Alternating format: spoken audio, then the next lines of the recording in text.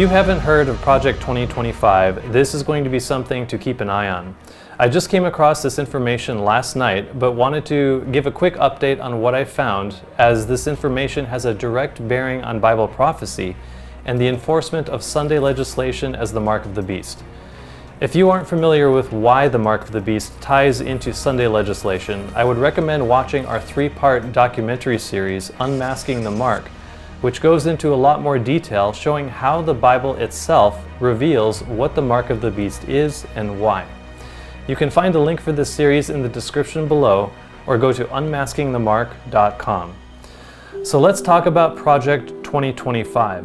Wikipedia gives a fairly good overview, saying Project 2025 is a far-right plan to purge and reshape the U.S. federal government in the event of a Republican victory in the 2024 United States presidential election. The plan involves various restructuring of government agencies and personnel, with the stated objective being to reverse the woke agenda of the current administration and restore more liberties to the American people. The project's website is project2025.org, and it states it is not enough for conservatives to win elections. If we are going to rescue the country from the grip of the radical left, we need both a governing agenda and the right people in place, ready to carry this agenda out on day one of the next conservative administration. This is the goal of the 2025 Presidential Transition Project. The project will build on 4 pillars that will collectively pave the way for an effective conservative administration.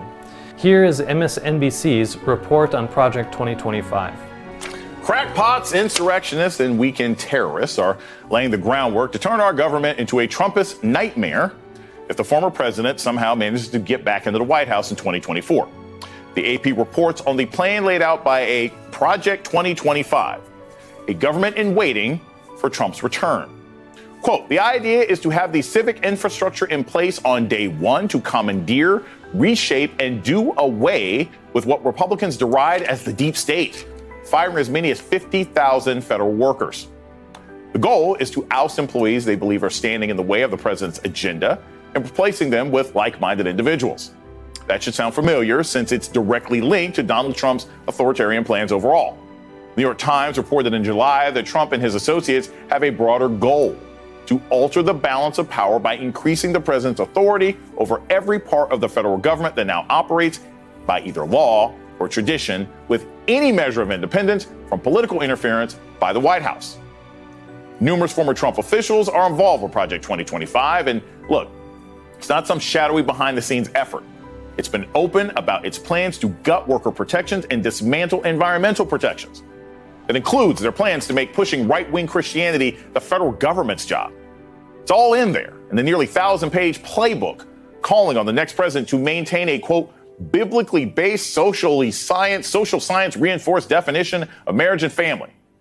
As Guthrie Graves Fitzsimmons writes for MSNBC, concerns about policies of this kind aren't only about the possible return of Donald Trump to office. This is about the next Republican president, whoever it may be, is going to be pushing Christian nationalism. So Project 2025 includes a long list of policy change recommendations for a conservative president should one come to the White House in January of 2025. The details of the plan are defined and explained in Project 2025's document titled Mandate for Leadership, the Conservative Promise, which is over 900 pages. It is broken into 5 sections, each of them dealing with how to restructure and improve the various government agencies and departments. But the one I want to focus on is the portion dealing with the Department of Labor and Related Agencies, written by Jonathan Berry. This portion of the mandate talks about policies and plans with regard to employees and employers and families and income structures. But of particular interest are the policies regarding Sabbath rest on page 589.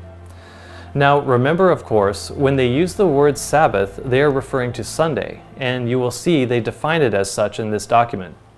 I will read the policy and then share a few comments. The policy states, Sabbath rest. God ordained the Sabbath as a day of rest, and until very recently, the Judeo-Christian tradition sought to honor that mandate by moral and legal regulation of work on that day. Moreover, a shared day off makes it possible for families and communities to enjoy time off together, rather than as atomized individuals, and provides a healthier cadence of life for everyone. Unfortunately, that communal day of rest has eroded under the pressures of consumerism and secularism, especially for low-income workers. So they clearly stated the problem and the desire to restore Sunday as a communal day of rest. Now they are going to state how they propose to accomplish this. Congress should encourage communal rest by amending the Fair Labor Standards Act, FLSA, to require that workers be paid time and a half for hours worked on the Sabbath. That day would default to Sunday, except for employers with a sincere religious observance of a Sabbath at a different time. Example, Friday sundown to Saturday sundown. The obligation would transfer to that period instead.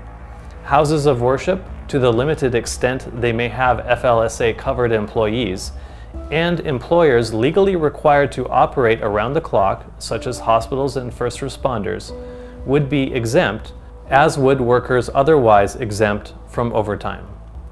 So not employees, but employers or businesses who have a sincere religious observance of a different Sabbath than Sunday, like Saturday for example, would be required to pay time and a half to employees that work on that day. But as those who keep the Sabbath, we know that God prohibits work on the seventh day. While this policy could encourage workers to desire to work on that day because they would get paid more, it would discourage employers from having employees work on that day. There is still some discussion whether this would accomplish their desired result of everyone or mostly everyone having a communal day of rest on Sunday. But they go on to explain more. Alternative view. While some conservatives believe that the government should encourage certain religious observance by making it more expensive for employers and consumers not to partake in those observances, other conservatives believe that the government's role is to protect the free exercise of religion by eliminating barriers as opposed to erecting them, whereas imposing overtime rules on the Sabbath would lead to higher costs and limited access to goods and services, and reduce work available on the Sabbath, while also incentivizing some people through higher wages to desire to work on the Sabbath. The proper role of government in helping to enable individuals to practice their religion is to reduce barriers to work options and to fruitful employer and employee relations. The result? Ample job options that do not require work on the Sabbath, so that individuals in roles that sometimes do require Sabbath work are empowered to negotiate directly with their employer to achieve their desired schedule. So the general idea here is to use a policy compelling employers to pay those who work on Sunday overtime wages in order to incentivize those employers to give their employees that day off, thereby influencing businesses not to open on Sunday or to minimize their operations on that day. While this may not seem like a significant push towards Sunday legislation, I would argue that it is, and here's why. In the past 15 or so years that I have been aware that the mark of the beast will involve the enforcement of Sunday legislation, there have been individuals that have promoted Sunday laws or blue laws online, in commentary articles, and there have even been some organizations like European Sunday Alliance or the Lord's Day Alliance that have worked to promote Sunday rest. But these efforts have largely all been from the private sector or from organizations or churches outside of government agencies. They are influential agencies, but here in this Project 2025 Mandate for Leadership, we see a concrete plan written up for governmental policy changes for the next conservative president. This is not an article promoting Sunday observance in some periodical piece, nor is this a plea for Sunday observance by a church or religious organization. But this is a carefully crafted policy to put laws into place that would incentivize a common day of rest on Sunday. This portion of the Mandate for Leadership with regard to the Department of Labor was written by Jonathan Berry, whose profile on the Federalist Society website says Jonathan Berry provides strategic counsel and litigates on issues at the intersection of law, politics, and public policy. They add, in government, Mr. Berry headed the regulatory office at the U.S. Department of Labor, where he oversaw the development process of dozens of proposed and final rules. As the regulatory policy officer, he regularly represented the department to the Executive Office of the President and the Office of Management and Budget. So he worked at the Department of Labor, overseeing the development of legal policies, and represented the Department of Labor to the Executive Office of the President. So this is not just somebody with an idea to promote Sunday as a day of rest, but someone who actually has the capacity to do so and make the recommendation to the President. Here's what Jonathan, who is now a managing partner at Boyden Gray & Associates, a public policy firm, had to say about these Sabbath policies in a recent interview. But there are implications for social conservative values across many issues. One of the interesting proposals that you've laid out in Project 2025 handbook from Heritage is stuff around the Sabbath. Mm-hmm. What are some of the ideas that you have there? Yes. This is. It sounds controversial. Mm-hmm. In many respects, it is a return to something that basically always everyone ever had. Mm-hmm. And it's specifically the idea of encouraging Sabbath rest through discouraging commerce on the Sabbath. The proposal that's in our book is amending the basic federal overtime law, Fair Labor Standards Act, to require that overtime be paid for all work done on the Sabbath. Interesting. Yes. Yeah. So I don't think I don't think Congress has the authority to mandate like a national closing on the Sabbath. That was always a state decision to do that. But let me add, it was always a state decision to do that. They did it. and yeah, I'm not saying this practice was uniform, homogeneous, whatever, but very, very widely spread, and only recently in the last few decades have most states moved away from this. So this is, I think this is about as far as the federal government could properly go in this space, but it would be an encouragement and inducement to rest, but really to kind of coordinate commercial activity for the other 6 days of the week, which is as long as we've had Sabbatarian civilization, beginning in Israel and continuing into Christendom. This is something that's been increasingly a part of the rhythm of civic life. Most importantly, for people to have space to worship and honor God, and secondly, to have times of communal rest with their families and with their communities. I find it interesting. He said, I don't think Congress has the authority to mandate a national closing. I find that interesting because Congress has ruled in the past that it does have the authority to mandate a national closing when it is for secular reasons. Here is what we read from Cornell Law School's website regarding the constitutionality of Sunday closing laws. The history of Sunday closing laws goes back to the United States colonial history and far back into English history. Commonly, the laws require the observance of the Christian Sabbath as a day of rest, although in recent years they have tended to become honeycombed with exceptions. The Supreme Court rejected an Establishment Clause challenge to Sunday closing laws in McGowan v. Maryland. The court acknowledged that historically, the laws had a religious motivation and were designed to effectuate concepts of Christian theology. However, in light of the evolution of our Sunday closing laws through the centuries, and of their more or less recent emphasis upon secular considerations, it is not difficult to discern that as presently written and administered, most of them, at least, are of a secular rather than of a religious character, and that presently they bear no relationship to establishment of religion. The fact that this prescribed day of rest is Sunday, a day of particular significance for the dominant Christian sects, does not bar the state from achieving its secular goals.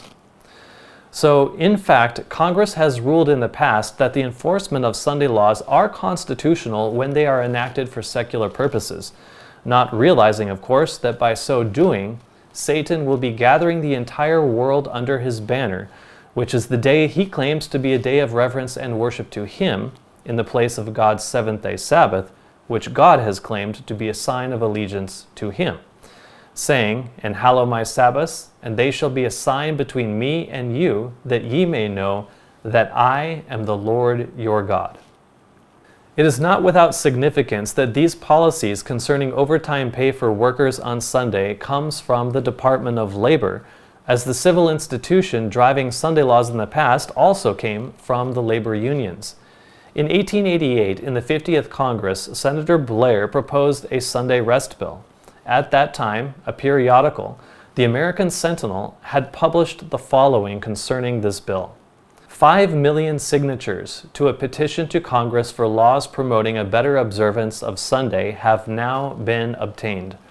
The National Women's Christian Temperance Union Convention have voted to make the advancement of this petition a special and urgent work. The most influential endorsement which the petition against Sunday work in the mail and military service and in interstate commerce has yet received was given unanimously and enthusiastically on October 18th at Richmond, Virginia by the International Convention of the Brotherhood of Locomotive Engineers after 2 hours' thorough consideration of the subject under the lead of the editor of our Department of Church Work. Let all labor organizations, large and small, and all churches do likewise speedily, and the desired law will not be long in coming. Churches and labor unions combined are politically irresistible. But let it be borne in mind that when churches become politically irresistible, they are spiritually powerless, for they never seek political strength until they become conscious of diminishing moral force. Today, the Christian churches throughout our land are very conscious of their diminishing moral force, lamenting the lack of church attendance and lack of influence for moral reform in the Western world. As such, it would only be natural for the religious right to turn to the state to enact legislation enforcing the observance of religious institutions, like their communal day of rest on Sunday. And as it was said previously, that churches and labor unions combined are politically irresistible, so too it will be the case today. In 1888, a newspaper from Chicago called the Union Signal commented on the proposed Sunday legislation. Labor unions are now united with the churches in demanding such legislation. Our wheelbarrow government never does anything without pushing. But with the churches pushing with all their might at one handle of the wheelbarrow, and the labor unions doing the same at the other, it must move and carry its load, Sunday observance, along with it. When Pilate and Herod were made friends, Christ had to be crucified. And that is where we see Sunday legislation leading, the uniting of church and state coming together to persecute God's people by enforcing legislation that would cause them to disregard or even to break God's law. Perhaps right now it doesn't seem to Mr. Berry or others that the federal government could properly go so far as to mandate a national closing on Sunday, but things will change. One of the biggest complaints liberals have about Project 2025 is its lack of legislation to curb climate change. Plans to gut worker protections and dismantle environmental protections. The Guardian called Project 2025 a plan to dismantle U.S. climate policy for the next Republican president. But should the liberal agenda decide to adopt a day of rest to further their climate agenda, Sunday observance would have all the secular might it needs to drive a National Day of Rest bill right through Congress without a problem. For both Democrats and Republicans would wholeheartedly embrace it. Today, the Sunday movement is advancing stealthily, making known its intentions. Ellen White wrote about the Sunday movement, saying, "The Sunday movement is now making its way in darkness. The leaders are concealing the true issue, and many who unite in the movement do not themselves see whither the undercurrent is tending. Its professions are mild and apparently Christian, but when it shall speak, it will reveal the spirit of the dragon. So, is Jonathan Berry or those driving Project 2025 concealing the true purpose of this legislation, downplaying its severity and potential to restrict liberty of conscience? Or does he himself not know where this communal day of rest will lead? I do not know his motives, but I do know the real issues of the conflict need to be brought to his attention and to the attention of those who are trying to drive forward this legislation. Ellen White concluded, "It is our duty to do all in our power to avert the threatened danger. We should endeavor to disarm prejudice by placing ourselves in a proper light before the people. We should bring before them the real question at issue, thus interposing the most effectual protest against measures to restrict liberty of conscience. We should search the scriptures and be able to give the reason for our faith. Says the prophet, 'The wicked shall do wickedly, and none of the wicked shall understand, but the wise shall understand.'" One of the reasons this Mandate for Leadership document has such strong potential to become the working policy of the next conservative president is because of the influence and power of the Heritage Foundation, who is behind Project 2025. What is the Heritage Foundation? They describe themselves as a research and educational institution whose mission is to build and promote conservative public policies based in Washington, D.C. From the streets of America to the halls of Congress, the radical left and the rising tide of socialism pose a dire threat to America's future. More than ever, our families, our communities, all Americans need a champion fighting for them against the left's agenda. That's what we do every day at the Heritage Foundation. We fight for America. Every day we are advancing individual liberty, limited government, free enterprise, traditional American values, and a strong national defense. When big issues confront America, our experts develop the solutions, from creating more jobs and improving the economy to securing our borders and making healthcare more affordable. Our focus isn't on putting more power into the hands of government. It's on returning power to the citizens. We don't work on behalf of any special interest or political party. Our commitment is to the American people. But we know we cannot do this alone. It's because of our friends and allies like you that we have the ability to engage on all these fronts. We know there's too much at stake to watch from the sidelines. It takes all of us to fight for America. That's why, working together and united in our vision of a better future for all Americans, we will succeed. At this point, I want to look at Paul Dance, who is the Heritage Foundation's director for the Presidential Transition Project, which is responsible for Project 2025. I just want you to hear the first couple of minutes of his introductory speech and the promo video they played for Project 2025, detailing its plan and purpose. What is Project 2025? It is everyone here. This is the movement. We are going to be prepared day one, January 20, 2025, to hit the ground running as conservatives to really help the next president. Heritage got on the marker as an organization by delivering the first Mandate for Leadership in 1980 to President-elect Reagan. We also, over time, gave a lot of resumes in, but when Dr. Roberts came aboard, he said, this task in 2024 is too big for any one think tank. This has to be a movement. And what we've done is use our convening power here at Heritage to bring the entire movement together. So 2025 is not a Heritage thing, it's a conservative movement thing. We're going to explain briefly here. We're going to have a panel and we'll have a video. But what we're doing is systematically preparing to march into office and bring a new army of aligned, trained, and essentially weaponized conservatives ready to do battle against the deep state. So if you would, join me in watching the video and inviting our fellow panelists here, Ed, Rick, and Ken Cuccinelli, over. So we'll cue the video and have a little discussion. What is Project 2025? It's a call for you to come work here, Washington, D.C. Conservatives face a tough challenge in Washington, the swamp. The left has built a system that blocks and sabotages our efforts to run our government and deliver a conservative agenda. People would come into the government on behalf of a president and not be bought into the agenda that he was elected to do. They were either uncommitted or incompetent. Things aren't going to change unless you commit to serving our country.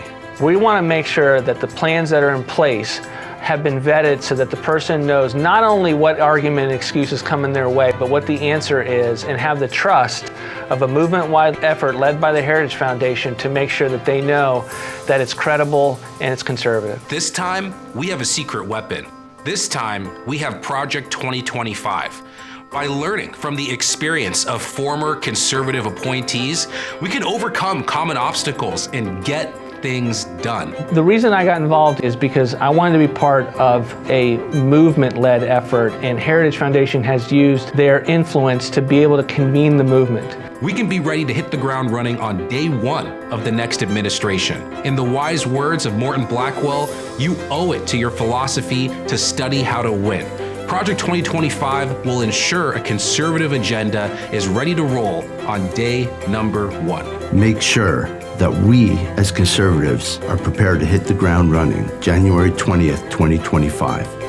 To learn more, go to project2025.org.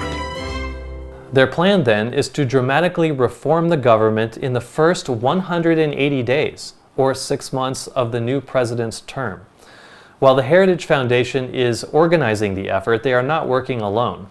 They state Project 2025 is the effort of a massive coalition of conservative organizations that have come together to ensure a successful administration begins in January 2025. The advisory board includes a coalition of over 70 significant, influential, and conservative organizations, colleges, and other institutions. So this is not at all a politically insignificant movement. To the contrary, the Heritage Foundation has been successful in the past in implementing their policies. You heard Paul Dans, the director of Project 2025, say they delivered the first mandate for leadership to Ronald Reagan in 1980.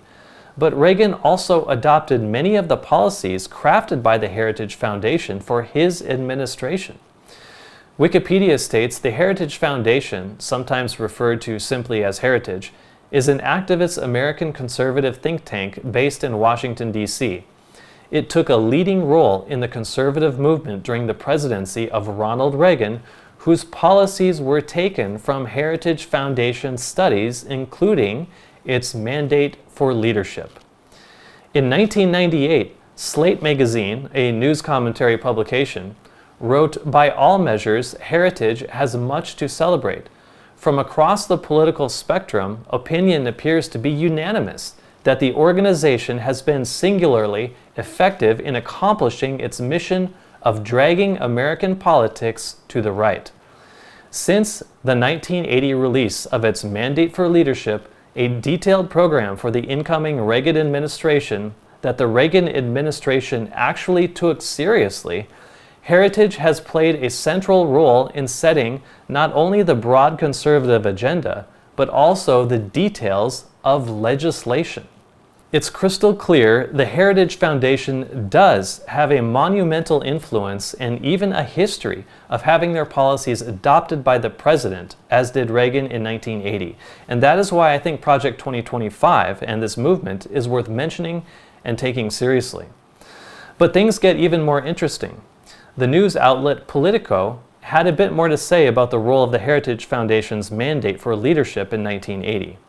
Paul Dans points to a massive book prominently displayed on a table in his Capitol Hill office. Written, Dans says, in the sweaty summer of 1980.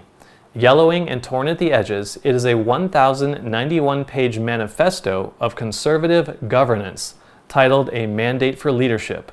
That book really became the Bible of the Reagan Revolution.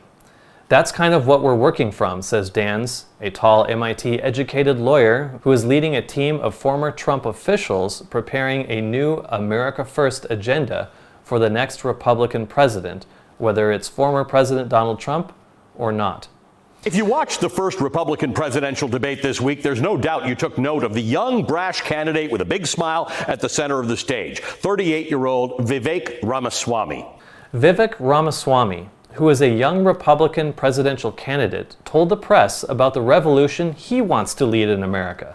Take a look. Above all, it's that the next generation is once again proud to be American, unapologetically so, reviving the dream of the American Revolution. And I'm only going to be able to do that if I'm the next president. Leading a revolution like Reagan did in 1980, that's what I'm aiming to lead in 2024. So there you have it. Vivek Ramaswamy, who in many polls is now in second place for the conservative nomination just behind Trump, is aspiring to a revolution in America like former President Ronald Reagan, who took his policies from the Heritage Foundation's Mandate for Leadership that Paul Dans said became the Bible of the Reagan Revolution. The New York Post reported Vivek Ramaswamy aims to be another Reagan. This begs the question, how familiar is Ramaswamy with the Heritage Foundation? I'd say pretty familiar, since the Heritage Foundation invited Vivek to discuss his new book last year in the fall of 2022. He has graced our stage before, and we're pleased to welcome him here again today. Ladies and gentlemen, join me in welcoming Vivek to the stage. So, all of this said, the question remains, will the Heritage Foundation's Project 2025 and its Mandate for Leadership, which include legislation incentivizing a communal day of rest on Sunday, be advanced in 2025 by the next conservative president, such as Donald Trump or Vivek Ramaswamy, who aims to lead the next Reagan Revolution?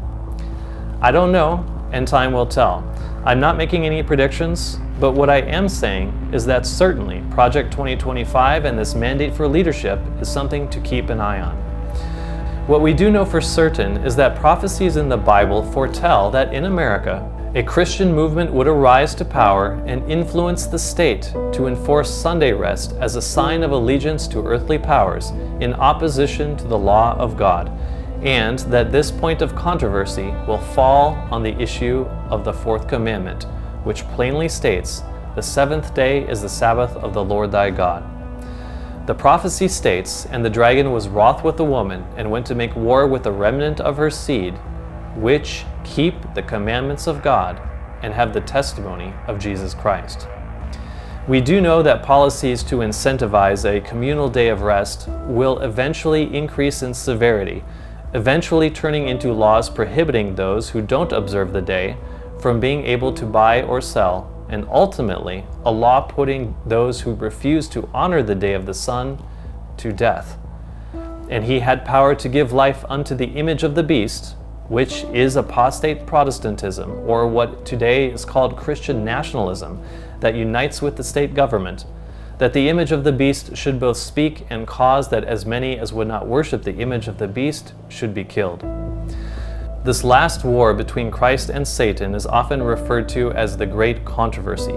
If you'd like to know more about this controversy and more intimate details concerning how these things will unfold, I highly recommend Volume 4 of The Great Controversy, which you can purchase from our website. And again, I recommend Unmasking the Mark as a documentary series worth watching that goes into more details about how these principles have come to clash and have been unfolding as a result of new policies and legislation that came out of the COVID crisis. As we see the signs of the times, we can clearly see that we are entering into this last war. And now is the time to repent and obey the law of God, including the seventh-day Sabbath on Saturday, as a sign of our rest in the obedience of Jesus Christ as our only hope, and as our banner of allegiance to the one true God and his only begotten Son, Jesus Christ, for the hour of his judgment is come.